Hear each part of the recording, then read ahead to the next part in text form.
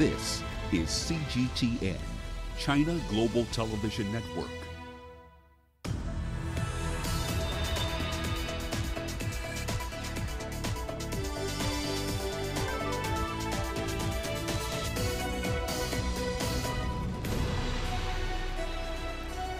Hello there, welcome to this edition of Global Business Africa. In the course of the hour, we'll run through all the business news stories you need to know about from Africa and beyond. Let's start with a quick run through the markets here for you. It's basically a flood of red ink. There's really no other polite way of putting this. Kenya's bulls having yet another grim start to the week, down by over 3% today, under 2,000 points. And last time we were here, it was 2003. So essentially the year-to-date decline on that bourse is over 26%. One of the counters here, EABL, announced it was switching to producing 135,000 litres of sanitizers.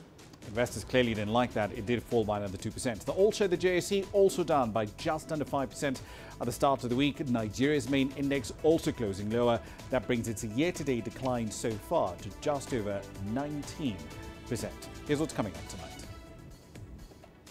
Africa reports increased cases of COVID-19 as more economies slow down.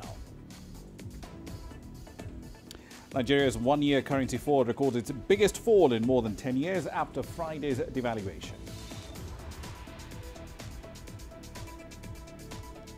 And Kenyan fishermen are reporting increased sales as COVID-19 is keeping imports away from the Kenyan market. All right then, welcome to the program. Let's start with the latest on the COVID-19 figures that we do have right across the continent. As we speak, over 1,000 cases have been reported in 43 African countries so far. That's according to the African Centers for Disease Control and Prevention. Let's now take a look at the numbers by region. Northern Africa has the highest number of confirmed cases. Cases in Egypt have now jumped to 327 from 294. Algeria has 201 cases of COVID-19. Tunisia has registered more cases to raise it to a total of 89. In Western Africa, Burkina Faso has 99 cases. That's the highest number of cases in the region. Togo's cases, on the other hand, have risen to 18. Nigeria has 36 confirmed cases, up from 30. In Eastern Africa, Kenya has confirmed one additional case on Monday. This brings its total number of COVID-19 cases to 16. Madagascar has also seen its cases rise from 3 to 12. In Central Africa, Cameroon has the highest number in the Great Lakes region, 56 people infected. The Democratic Republic of Congo has also seen a rise in the number of cases. 30 are now confirmed. The country has also reported a second death from the virus. And in Southern Africa, South Africa remains the worst affected country in that region. 402 cases as we speak. Mozambique has just announced its first case as well.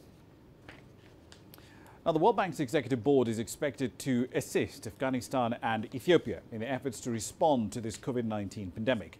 The funding package that they have in mind is part of the lender's $14 billion fast-track package. It includes a combination of low-cost loans and grants and technical assistance as well. It will be used to mobilize response capacity, strengthen multi-sector platforms, and help in monitoring and prevention of this disease. The World Bank's private sector arm, that's the International Finance Corporation, is also working with commercial banks in developing countries to expand trade finance and provide working capital for businesses to limit the downside risks from this pandemic.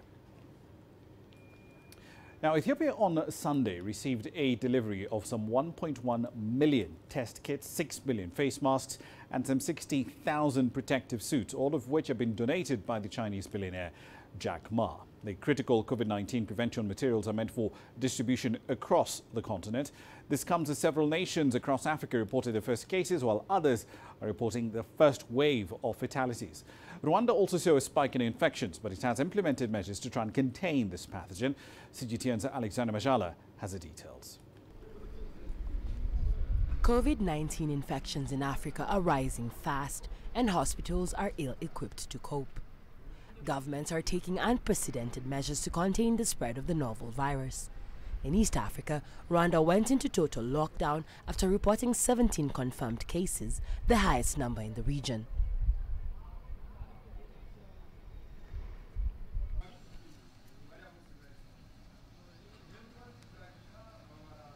The nation banned all unnecessary movements, excusing trips for healthcare, food, or banking. So far, public gatherings have been banned, schools, churches, mosques, and bars have been shut down, and airports closed. The landlocked nation is also closing its borders completely, except for goods, cargo, and returning citizens. Anyone arriving in Rwanda will be subject to a 14-day quarantine at designated locations. However, some businesses considered essential have remained open. My shop is going to stay open because I'm dealing with things that are going in with sanitary that can help people in their lives. Even that we can prevent since this virus has come to our country. So I think that's why our shops are going to be open. While most streets remain deserted, some trading centers saw a rush as Rwandans stockpiled food, anticipating a long wait indoors. If I can say for me, my shop is open and my colleague, she is not open. So whereby she can be affected, I think we can help each other. A 2016 analysis by the RAND Corporation, a U.S. think tank, found that of the 25 countries in the world that were most vulnerable to infectious outbreaks, 22 were in Africa. The others were Afghanistan, Yemen, and Haiti. After lagging behind the global curve for coronavirus infections and deaths, Africa has seen a sudden rise in cases over recent days. Eritrea, Uganda, Angola have joined the growing list of African nations to confirm their first cases, while Tanzania, Ethiopia, Kenya, and Mauritius have announced more cases. The continent has now reported more than 1,100 infections, with more than 1,000 of them in sub-Saharan Africa. Meanwhile, the World Health Organization expresses concern that poor sanitation, urban crowding, the lack of intensive care units, equipment, and trained staff could hamper any response in most of the continent. Alexandria Majala for CGTN. Small business owners in Ethiopia are feeling the pinch of this COVID-19 pandemic. Restaurants in particular have had to completely adjust as measures to contain the spread of the pandemic, essentially keep some customers away. With the latest from Ethiopia, here's CGTN's Coletta Wanjohi. Ben Jenga started Kaskas restaurant 2 months ago. But before the business can even break even, COVID-19 is threatening his survival. On a normal day, especially during the lunch hour, this restaurant would be packed with employees from the African Union Commission, which is right across the road. The Ethiopian government has asked people to practice social distancing and avoid crowded places. And with most of the AU staff now working from home as a preventive measure, business is slow. It is quite tough because, of course, we, as a restaurant, you prepare for a number of people. So if we've been selling 30, 40, 50 food, then that goes down to 3 or 4. Then it's a very big challenge. So the way we are trying to just cook very little food. Some few customers still come, but he is trying to do more food delivery service. We've been trying to go that way with pizza deliveries and stuff. But again, people are still scared because they're at home protecting themselves. So they do not want anything coming from outside. So even that is hit. Even the home deliveries, they don't want. People are afraid that, you know, if you bring something, maybe you will have contamination of some sort. Kaskas has now reduced staff from 9 to 3. We wash our hands with water and soap. We protect ourselves and do what we have to do to stay safe. But business is slow. With the unpredictability of COVID-19 spread, Ben is worried he might not be able to pay the monthly rent of $2,000. There is no way we can continue operating like this. So if I cannot agree with the landlord either to reduce the rent or any other arrangement that you can come up with, then I'll have no choice but to close. But for now, he says he will stay open for as long as he can, with the hope that the wave of COVID-19 will pass quickly so that they can pick up business. Coletta Wanjohi for CGTN in Addis Ababa, Ethiopia. Over in Senegal, authorities in the capital Dakar have razed down neighborhoods to the ground as part of measures to stop the spread of COVID-19. The demolition was originally part of a program designed to clean up the capital, but it was brought forward when the pandemic hit the West African nation. Senegal is one of dozens of countries in Africa that's been affected by COVID-19. As of the 23rd of March, the country had confirmed a total of 67 cases. An entire neighborhood can't become a market. It's not possible. We are surrounded. There are disease and microbes. It's not clean. This neighborhood needs to be clean. People need to live in a clean environment, otherwise the coronavirus can spread very easily. People are very happy with the actions of the National Service for Hygiene, which are sanitary protection actions. The clearing of the street caused a few problems, but there is a difference between clearing operations and the large-scale disinfection operations, which were carried out by the National Service for Hygiene and which are liked by the local population. Now, South Africans continue to come to grips with measures implemented by the country's President Cyril Ramaphosa to prevent the spread of COVID-19. Many have now taken to panic buying toilet paper, hand sanitizer, non-perishable foods. These are all in particularly high demand at the moment, and retailers have indicated that some items are now in limited supply. From Johannesburg, here's CGTN's Sumitra Naidu with the latest. Many fearing they will be told to stay home for an extended period rushed out to the shops immediately. The shelves were left empty within hours. Most of the people, they are stocking things in their house, they are buying everything and they are finishing everything. It's also a good thing to do because everyone thinks that the shops are going to be closed and they don't know like for how long this thing will be happening. So people, they have to buy things, but it's also a disadvantage to those who are poor. They don't have money to buy. Some smaller retailers saw the panic buying as an opportunity to hike their prices. The panic buying is still continuing in some more affluent areas across Johannesburg, where consumers have spare cash on hand in order to stockpile. But if this continues, it will create artificial shortages in the stores. It also creates a problem for those that rely on monthly wages in order to do their grocery shopping. Some retailers have now put buying limitations on products. Government has also ordered a price cap on hand sanitizers, hand wash, gloves, masks and toilet rolls. Well, I suppose it is necessary, you know, stuff run out. It is a problem because shelves run empty, which I've come across. I go to Discount yesterday, I just want to buy, you know, your hand creams and masks for the guest house, but they are out of stock. I have to order it, you know, so yes, there is hysteria for good reason. It's just panic. I think people should be cool.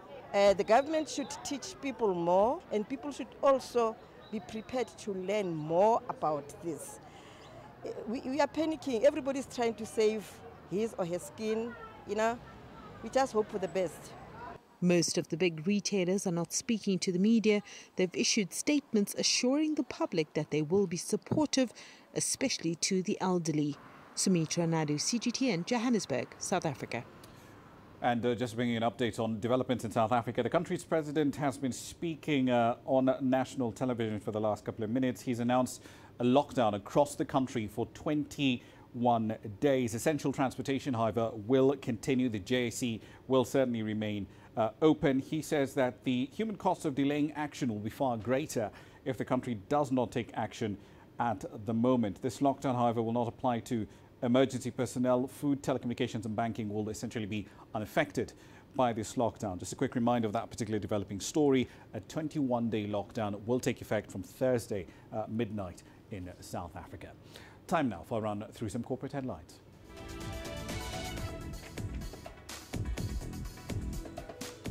Ford has decided to temporarily stop vehicle and engine production at some of its factories in India, South Africa, Thailand and Vietnam. The president of the International Markets Division, Mark Ovenden, says that the move is in response to the growing impact of the COVID-19 pandemic. Elsewhere, ExxonMobil is likely to delay the green lighting of its $30 billion LNG project in Mozambique amidst this COVID-19 pandemic. It's disrupting early works and a depressed gas market as well, which is making investors pretty wary about sinking that kind of money into a long-term project. Now, the top US oil and gas company said that it was evaluating significant cuts to capital spending and operating expenses too. In addition, Mozambique has imposed a 14-day quarantine for those who are entering the country, and that of course has had a ripple effect on activity on site. Kenya's President Uhuru Muigai Kenyatta has announced the approval of Google Loon services to enable universal 4G data coverage. Now, he says the approval was in line with the government's measures to respond to the disruptions caused by the global COVID-19 pandemic, which has seen many people have to work remotely in order to avoid contacting this respiratory illness. And finally, British supermarkets are extending exclusive shopping hours to health workers who are battling this pandemic. Grocery chains initially announced an hour of shopping time for elderly and vulnerable customers after a continued wave of panic buying left shelves completely empty. Some supermarkets, in fact, made the decision to extend that restricted shopping time to National Health Service staff after many of them were left unable to buy essentials while working on very long shifts. That's a run through your company headlines.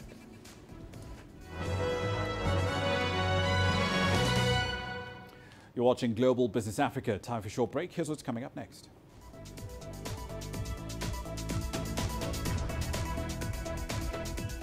Nigeria's one-year currency forward has recorded its biggest fall in more than 10 years after Friday's devaluation. And we'll explore how Tanzania is trying to expand the reach of its national grid to rural areas. The world economy as we know it is about to change. Global business reports highlight emerging markets, developing countries, and dynamic sectors worldwide. We feature top analysts and newsmakers to provide perspectives on every facet of business. From an on-the-ground perspective, we provide you with balanced and objective assessments. Fast, sharp, and insightful. Global Business, only on CGTN. Africa is the nexus of enterprise, and Global Business will tell you why it matters. From the mega investment projects to multi-billion-dollar mergers and acquisitions. Africa today collects, just in terms of revenues from taxes alone, $545 billion a year. If you take 10% of that and you devote it to the energy sector, problem solved. All this on Global Business, weekdays at this time on CGTN.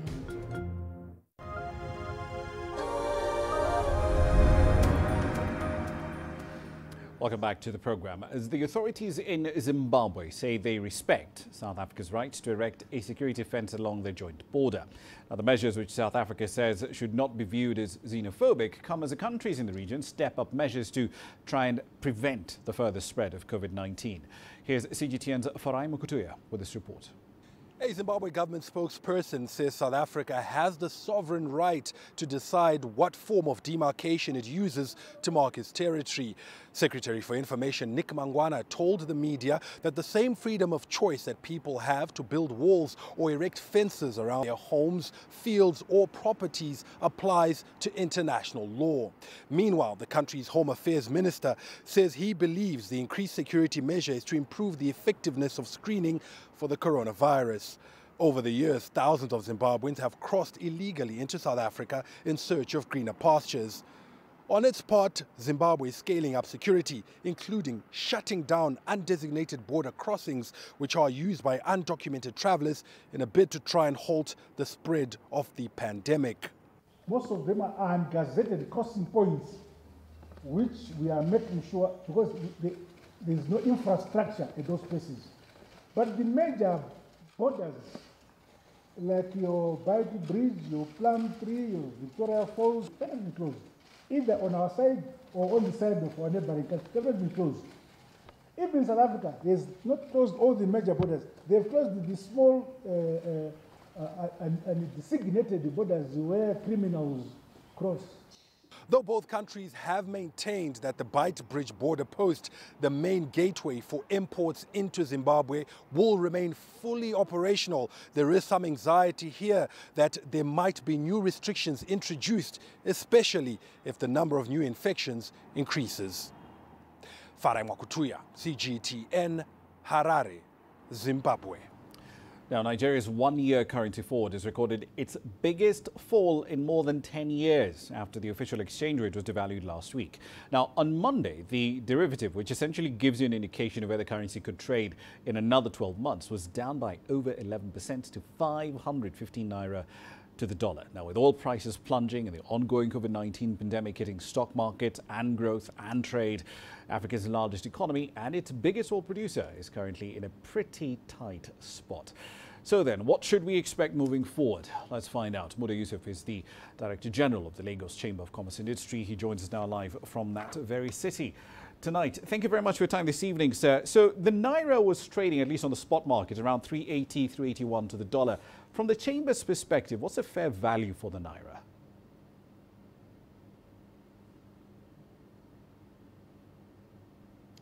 Well, the fair value of the Naira is what the market dictates.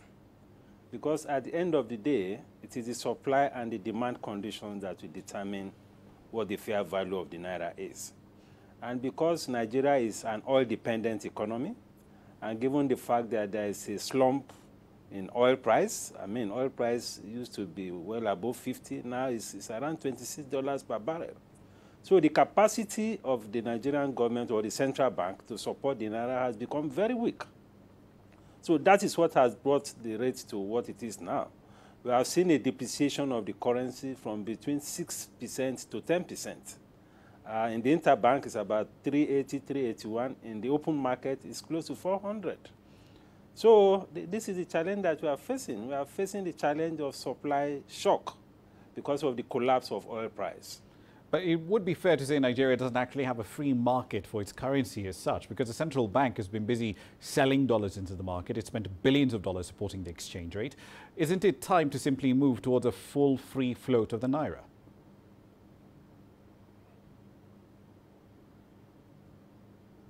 I think that is what the current decision of the central bank is signaling. It's a movement towards a market-determined exchange rate. Before now, we had what was practically a fixed exchange rate, although we have what we call the I&E window, investors, importers and exporters window, which is more of a market-driven rate.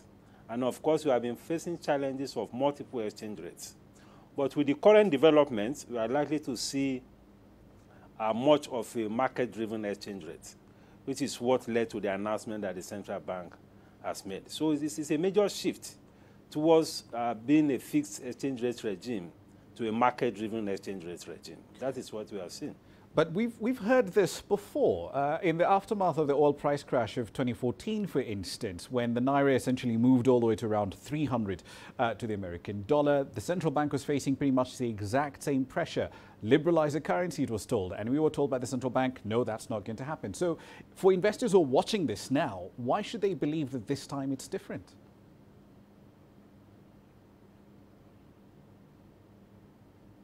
Well, the experience we are going through now is perhaps the worst that we have seen in recent times, given the challenges that the coronavirus has brought upon the economy, given the fact that the central bank doesn't have the capacity to support the currency, and given the fact that we have a lot of portfolio inflows, which are also a major component of our foreign reserves, and also given the fact that there's a lot of pressure now on our foreign reserves. I think there's a new thinking in government, in my view. You know, we now have a presidential economic advisory team, which I guess also has an input in the policy-making process.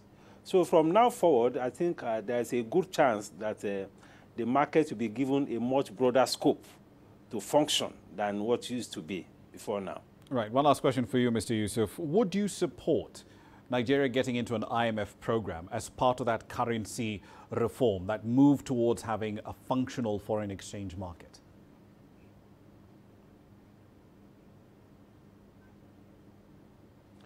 Well, you know, getting involved with the IMF has its own connotations. There's a negative perception of IMF in the management of an economy, particularly in Africa. I think what is important is for us to be able to develop the right kind of policies in-house. And generally, the advocacy has been that we should develop a market-driven exchange rate. And generally, we have also been advocating, both within the Chamber of Commerce movement and even with other stakeholders, that we should do away with multiple exchange rates. And I think we are making progress in that direction. Once we make that kind of progress, there may not be need to get the IMF involved in this, because bringing the IMF also has some other negative connotations and perceptions, which may give a wrong signal to the citizens as to what exactly the government is trying to do with regard to its economic policies. Once we get it right within the framework of broadening the scope of the market in managing the exchange rate, I think we'll be home and dry. All right, we'll leave it there for the time being. Muda Yusuf, Director General of the Lagos Chamber of Commerce and Industry. Thank you for your time this evening. Now, back to East Africa. In Kenya specifically, swarms of desert locusts, yes, they're still very much around. They continue to destroy crops and, in effect, they're putting millions at risk of starvation at the same time the country is trying to contain this COVID-19 pandemic. These insects have exploited favorable wet conditions after unusually heavy rains, and they've invaded over 20 countries so far. Experts are now warning that climate change may actually worsen the situation. Here's CGTN's Locust with the details.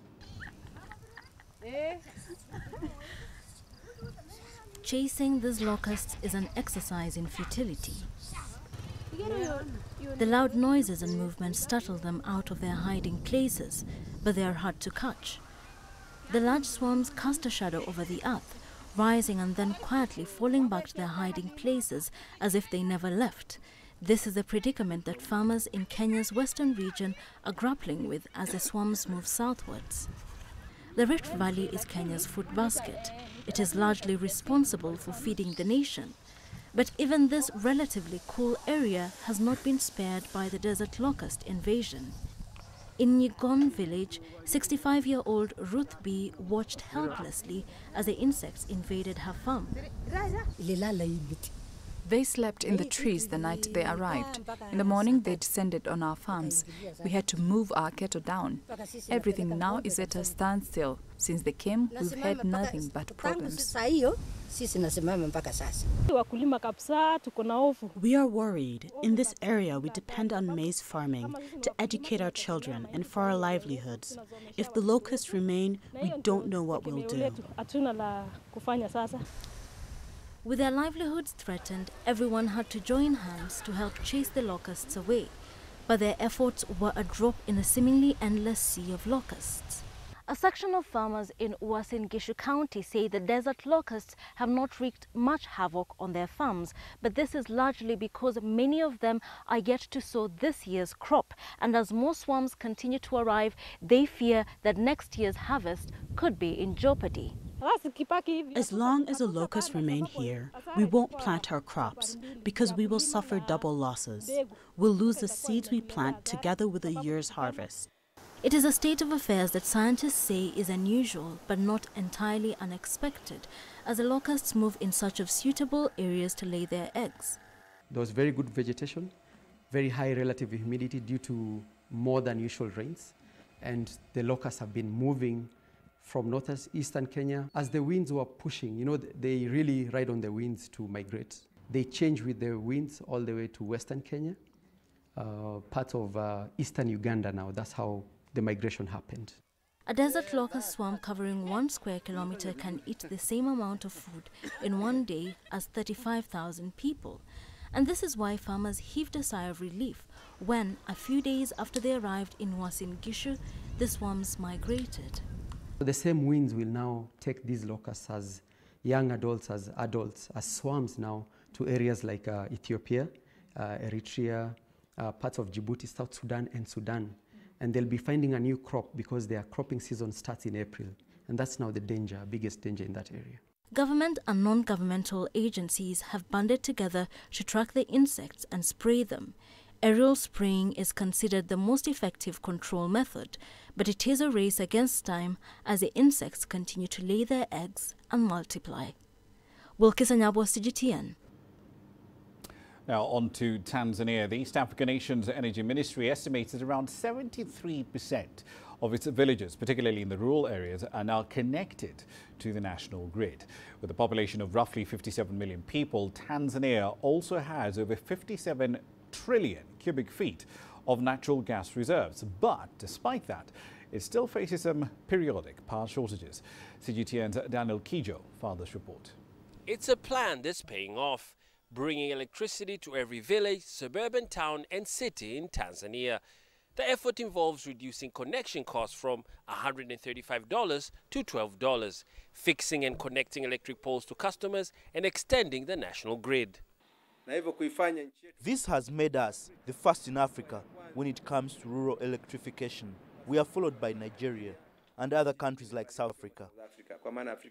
The Rural Electrification Agency has been connecting village customers at $12 per household, but the minister said residents in the municipalities will also get more discounted rates similar to the village rate. After its success in village zones, it has now launched a 9-month pilot project to connect all suburbs in Dar es Salaam, a strategy expected to be completed in July this year, a plan he says will be rolled out nationwide. We now call on to owners of such institutions to show support by doing wiring in their establishments so that when electricity gets to their area, we would be able to connect them easily. The government says it has identified 214 suburbs to benefit from the plan. It intends to spend about $32.3 million to bring electricity to citizens living in the selected zones. Daniel Kijo, CGTN, Dar es Salaam. Time for a short break. You're watching Global Business Africa.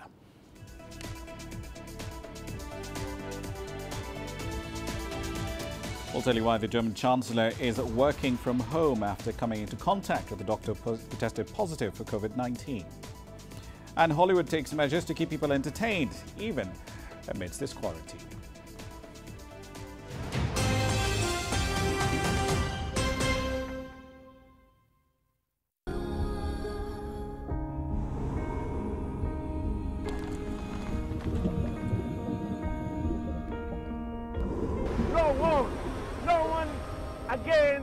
Holding guns. Machine guns from police forces towards the protesters.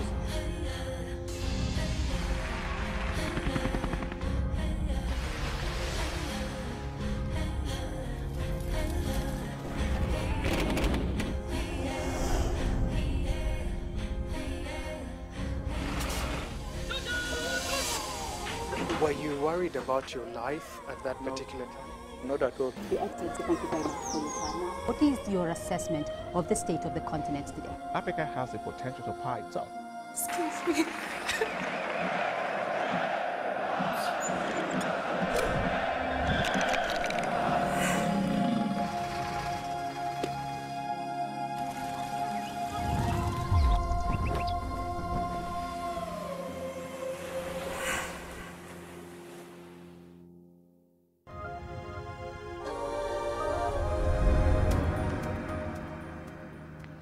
Welcome back to the program. The United Nations Secretary General Antonio Guterres has called for a global ceasefire so that the planet can focus on dealing with the COVID-19 pandemic. Now, the United Nations has been trying to mediate an end to numerous conflicts around the world: Syria, Yemen, Libya, while at the same time providing humanitarian assistance to millions. The Secretary General is warning that health systems in war-torn countries have collapsed entirely, and the number of health professionals who are left are being targeted in the fighting. The fury of the virus illustrates the folly of war. That is why today I am calling for an immediate global ceasefire in all corners of the world. It is time to put armed conflict on lockdown and focus together on the true fight of our lives. Our world faces a common enemy, COVID-19. The virus does not care about nationality or ethnicity, faction or face. It attacks all relentlessly. Meanwhile, armed conflict rages on around the world. The most vulnerable, women and children, people with disabilities, the marginalized and displaced, pay the highest price. They are also at the highest risk of suffering devastating losses from COVID-19. End the sickness of war and fight the disease that is ravaging our world. It starts by stopping the fighting everywhere, now. That is what our human family needs, now more than ever. The German Vice-Chancellor Olaf Scholz says that the Chancellor, Angela Merkel, who went on Sunday into quarantine after coming into contact with a doctor who tested positive for COVID-19, is healthy and working from home. Scholz is also the country's finance minister. He announced a massive supplementary budget of at least $165 billion. Kanzlerin ist The Chancellor as of now is healthy, except that she is working from her home office, like so many others who fulfill the requirement to be in domestic self-isolation. But she is active, and we had a cabinet meeting with her today, not by video, but we all know each other's voices. Other than that, she is being supplied with documents, and documents are being picked up, and everything is happening the way you should imagine it. All right, then, so let's bring you up to speed with what's happening. Ira Spitzer joins us now live from Berlin with more data. So, Ira, bring us up to speed with the latest numbers from Germany. The Chancellor is in isolation. The country has over 25,000 COVID-19 cases, nearly 100 fatalities registered so far. Where do we stand at the moment? Well, first of all, some positive news to report. I can tell you that Chancellor Angela Merkel's first test for coronavirus has come up negative, so she's not perhaps out of the woods yet. She will be tested later this week again to see if she perhaps developed the virus after this first test came back, but some positive news there for Germany's Chancellor. Now, you asked about the overall situation here, and yes, there are more than 28,000 confirmed cases of coronavirus here, according to the Johns Hopkins University, and 118 deaths from that same source. Now, one thing to note there is that the death rate among confirmed cases in Germany at this point appears to be significantly lower than countries such as Italy or Spain. I can't tell you exactly why that is the case, but there is some speculation that perhaps Germany has got a bit more of a head start on the testing process. So they've managed to test more of a cross-section of the population, and that would help explain why the death toll is low. Now, things could certainly change rapidly, but that is the hope here now, that that there is a better handle perhaps on what the rate of infection really is, and now there are very strict measures in place.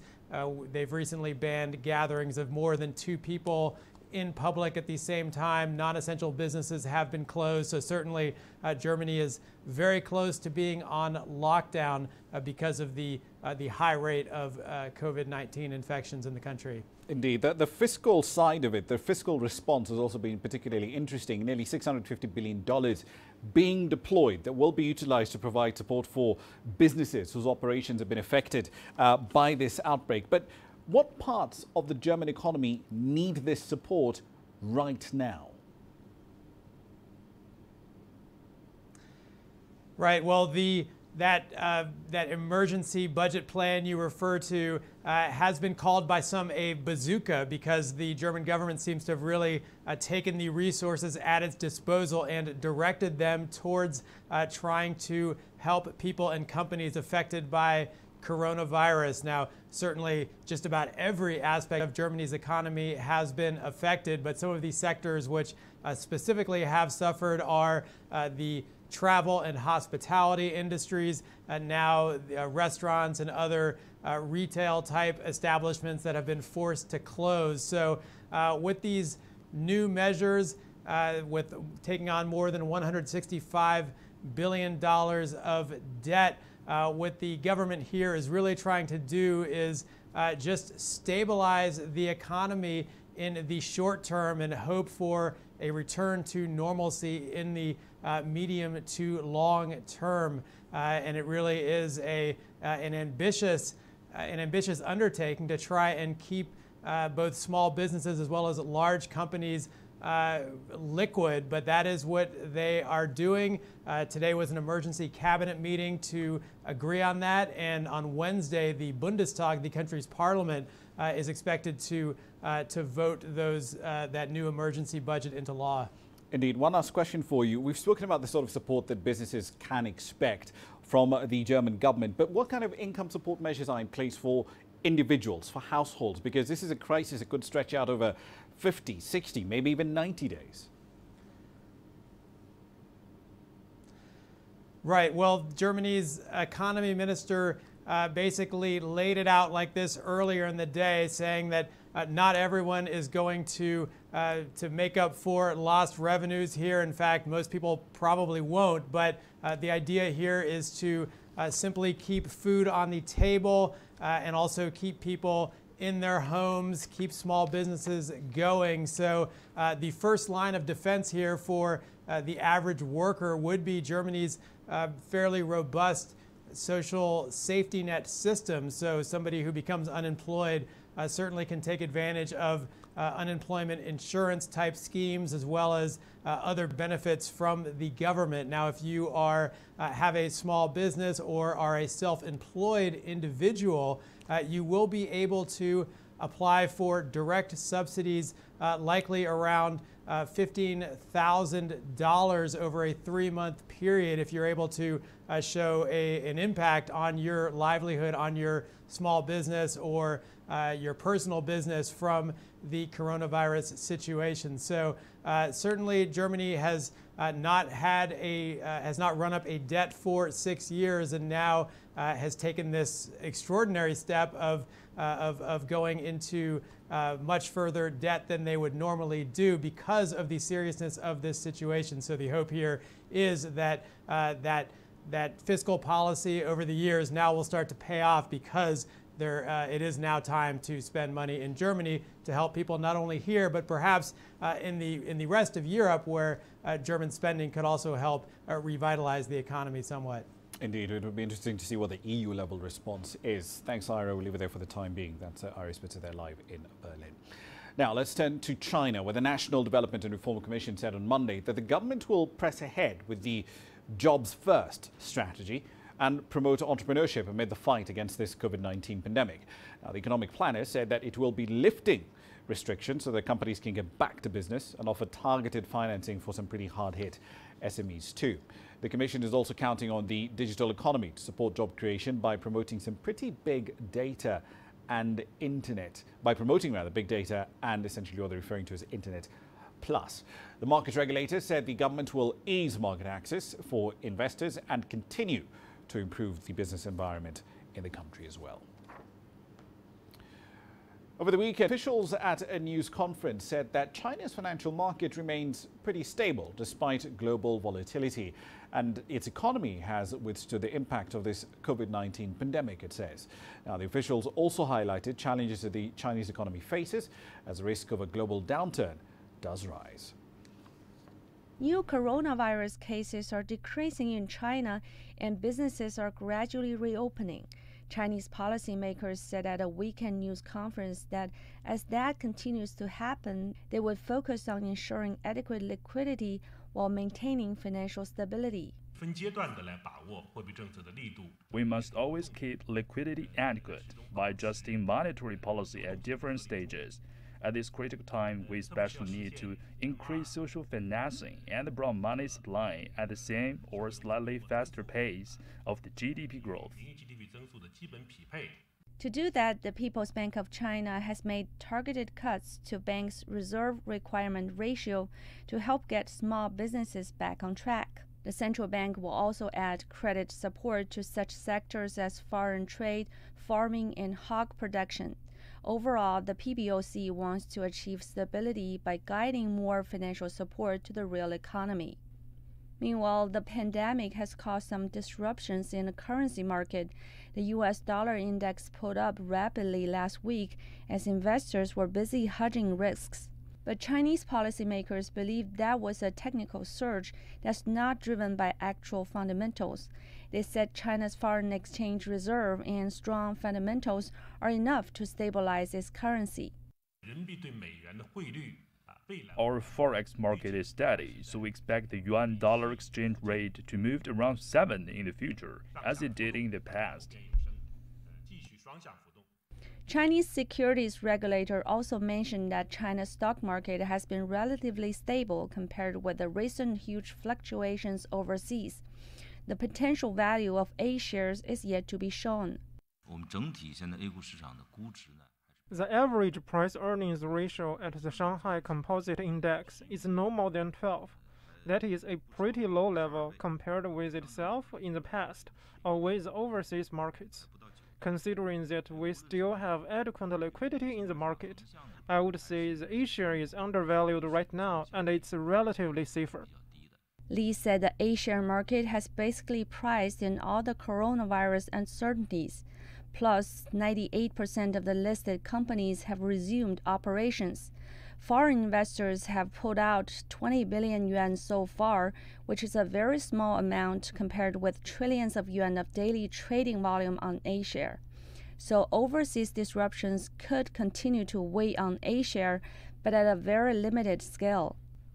宋瑶天 CG 体验。 Now, the impact of the coronavirus outbreak will put Europe into a recession, but it should be a temporary one, and the region should be back into growth, at least in the second half of the year. That's according to the European Central Bank's Vice President, Louis de Windows. On Sunday, he said that the ECB would act as much as needed to combat the impact of this pandemic. The ECB already has agreed to a range of stimulus measures, including ultra-cheap loans to banks and asset buys worth at least €1 trillion this year alone. And that's with the goal of keeping low borrowing costs for companies and governments alike. The Vice President also said that it would be vital for Europe to issue pan-European bonds, as some countries like Spain are requesting. A $1 trillion Senate proposal to rescue the reeling American economy crashed into defeat on Sunday after getting zero support from Democrats and with 5 Republicans absent because of virus-related quarantines. Now, Democrats said the Republican measure failed to sufficiently protect millions of American workers during this pandemic. The bill proposed up to $1 trillion in funding for American families, shuttered or suffering businesses, and the nation's critically under-equipped hospitals. The proposal, however, fell far short of the 60 votes it needed in order to pass.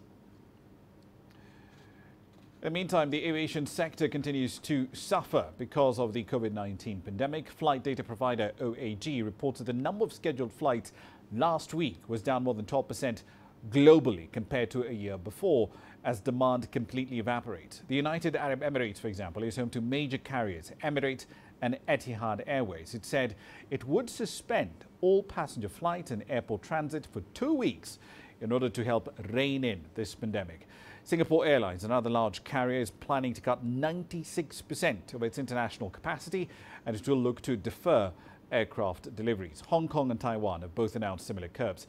All of this comes as European plane maker Airbus announced new steps to bolster its financial position. In the meantime, the ratings agency Moody's estimated that global capacity would fall by about 25% to 35% this year, assuming the spread of the pandemic does slow by the end of June. For more on how airlines around the world are having to drastically scale back their operations, our correspondent Tony Cheng filed this report from Bangkok. For citizens of the global world, the doors are starting to slam shut. On Friday, Australia closed its borders to foreigners in a bid to contain the spread of coronavirus. At Sydney Airport, a last-minute dash for tourists to fly out and for others to get home. No, I literally was just lucky enough to, this is the flights I bought a few months ago, and just so happened that, yeah, borders are closing. We found out, about the restrictions, so we had to book new flights to come back to Sydney just in time. We made it within about an hour. The problems are the same the world over. Across Latin America, flights have been grounded and routes cancelled. This is unlike any other crisis faced by the aviation industry, with no end in sight. Right now, the global airline industry is at risk. The situation is unprecedented. We have never seen anything like this. We don't know how long it's going to last. We don't know when it's going to end. There is no airline company in the world today that can feel calm in the face of the magnitude of the circumstances we are seeing. This is an event that is extreme. In Europe, now the epicenter of the coronavirus outbreak, some of the biggest names in aviation are taking drastic measures to survive. Lufthansa has already grounded 700 flights and slashed passenger capacity, but even that may not be enough. Many airlines are now looking for government bailouts to survive. We must make further reductions, and we will now cancel almost all intercontinental flights. Compared to the original schedule, only 5% of flights will continue and 95% will be cancelled. For many years, Bangkok has been the most visited city in the world. Now its main airport is almost deserted. Thai Airways, the national carrier, already in serious financial trouble, is facing a bleak future. The big problem for the airlines is they just don't know how long this is going to continue. And even when the health crisis has been overcome, coronavirus may well have changed the way we use air travel forever. Tony Cheng, CGTN, Bangkok. In the meantime, Hollywood is taking measures to face the impact of this COVID-19 pandemic worldwide. A number of studios over there are postponing potential global blockbusters, but some are making their films available both at home and in theatres. CGTN's Iris Tiansen has more from Hollywood. Productions here in Hollywood have slowed down quite visibly. If you look around me, just the neighborhood alone is home to a number of studios, including Paramount and Relay Studios. Normally, you would see a lot of commotion, trailers and tourists in this area, but most operations have been halted and many people in this industry are losing wages. Like everyone else, I am feeling the impact of this. My gigs have all dried up. They're all canceled indefinitely, and it's really hard. And living, across the street from Paramount, I'm seeing that they're closed down. So it's not just me, but as a freelancer, it's particularly hard. We don't get paid sick leave. We don't have employers offering work from home options because, especially when you're doing event production, there is no work from home option. If the event doesn't happen, you have no work. And with movie theaters across the state and much of the world shutting their doors, experts say industry losses could reach billions of dollars. Universal Pictures, one of the pillars of the industry, announced an extraordinary decision this week. It will make its movies available for home viewers on the same day as their theatrical release, a radical departure from the traditional 90-day theatrical window. The big screen releases that generate most of a film's box office revenues. But Variety reports ticket sales in the US and Canada have seen the lowest of the past 20 years, with a total of around $55 million for all films from Friday through Sunday last week, 45% lower than the previous weekend. All three major releases currently in theaters sold a lot fewer tickets than expected. The Lionsgate's faith-based film I Still Believe, as well as Sony Pictures' Vin Diesel movie called Bloodshot, both fell short of reaching $10 million, while Universal Pictures' thriller The Hunt hauled in a disappointing $5.3 million. As a result, many studios are now looking at postponing their potential global blockbusters, hoping for a better revenue down the line. For example, Universal is delaying the debut of the Fast and Furious sequel by nearly a year. The release of Walt Disney's highly anticipated remake of Mulan has been postponed indefinitely. Studio executives worry that the industry could suffer irreversible damage, reportedly saying that many smaller businesses might not survive such a disruption. It is Tian Shan, CGTN, Hollywood. All right, then a quick run through commodity prices here for you. Brent crude still essentially having an absolutely horrible day in trading today, going as low as $24.88. It has pared some of those losses back around $27 a barrel at the moment. But even then, Brent is still 57% lower in just 12 weeks. The revenue squeeze for Nigeria is going to be even worse at those levels. Gold also ascended today, up 3.4% in the last couple of hours compared to Friday's close. Spot gold at $15.50 per ounce. Here's what's coming up next.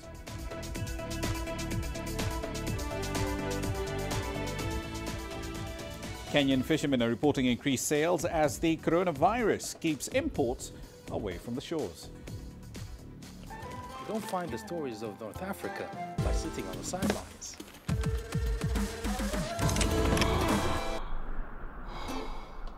No one else will take you where we can in North Africa.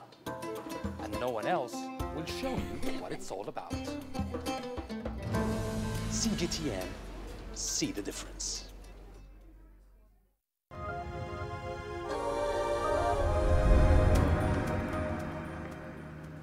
Welcome back. Let's move on now to Kenya, where the impact of the COVID-19 pandemic that's currently sweeping across the globe has handed Kenyan fishermen a rather unexpected benefit. They're experiencing a rush of clients as many of them shun imported frozen fillet for freshly caught fish instead from the shores of Lake Victoria.